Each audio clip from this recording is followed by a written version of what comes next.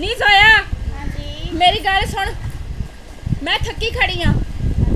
हर वक्त तेन पढ़न तो इलावा और कोई काम नहीं हैगा, ठीक है? ते फैशन थोड़े किते कर, थोड़े बहुत घर दे काम सीख ले। कल तेरा ब्याह होना ते अगे जाके की मुंह आएगी साडा? मैडम मैं केड़े फैशन कर जा, दिमाग ना खराब कीता कर। घर जा कि भांडे तो जेडे तेनू केस भांडे तो सारे घर दे इकट्ठे करके।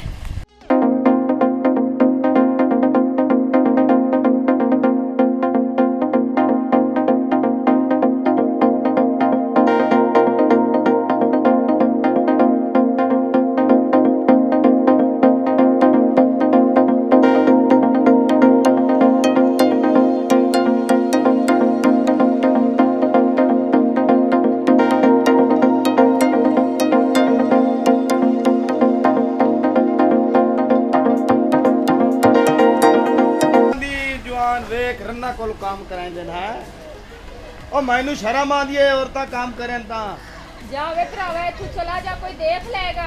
ते देख लै सी मैं कोई गलत गल कीती है। मैनू ना लोगां ते बड़ी शर्म आंदी है जेड़े रन्ना कोल काम करांदे ओ चमकीले कोले गल्लां बर्दाश्त होंदियां ही नहीं।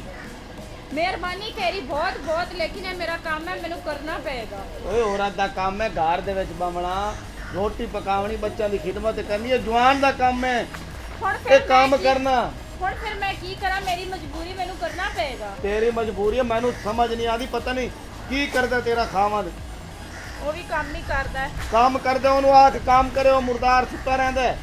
तू हुण चला जा, कोई देख लेगा। क्यों मेरी इज्जत खराब कर? मैं कोई तुहाडी वस्ती दा नहीं ते ना मैं तेनू जानदा ते ना ही कोई तेरा मेरे नाल कोई चक्कर है हाँ जी। जेने वेख लेगा तैनू। हाँ जी। मेरे को नहीं बर्दाश्त होंदा। मैं आदा तू जा, मैं पोछे तेनू मेल देना। जा अपना छाड़ दे, वेख लई।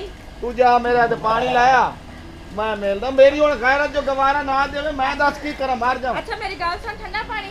जेड़ा मर्जी लाया वन। अच्छा चलो, अच्छे तरीके नाल और सफाई करी। बहुत मनूस बंदा है जेड़ा काम नहीं करदा। औरत नू आदा काम कर। वेख मेहरबानी तेरी। जा तू परा मैं पानी लेके आंदी पई हां। लाया। हुण साडी गैरत ना गवारा करे ते की करिए? मेरे तो वास्ते जो है मैं पाकिस्तान दा हर बूहा खड़का ते काम करा गई। आ सोनिया चमकीले दी गैरत आई पई सिद्धू।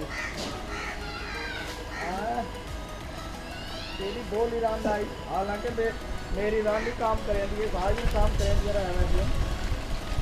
बच्ची याद है जब मैं तेरे हाथ पानी लगी ना फना।